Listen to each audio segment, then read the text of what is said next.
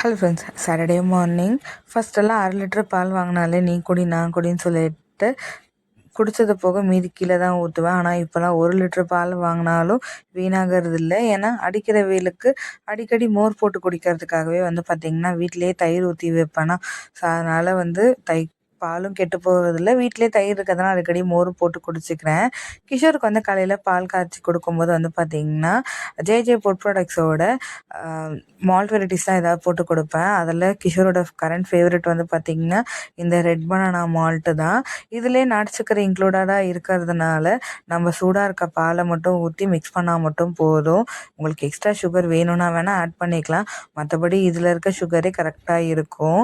உங்களுக்கு இவங்களோட டீட்டெயில்ஸ் வேணும் அப்படின்னா ஸ்க்ரீனில் கொடுத்துருக்க வாட்ஸ்அப் நம்பருக்கு கால் பண்ணி அவங்களோட டீட்டெயில்ஸ் விசாரிச்சுக்கலாம். இதில் ஆர்டிஃபிஷியல் ஃப்ளேவர்ஸு அந்த கலர்ஸ் அந்த மாதிரி எதுவுமே இல்லாதனால குழந்தைங்களுக்கு தைரியமாகவே கொடுக்கலாம்.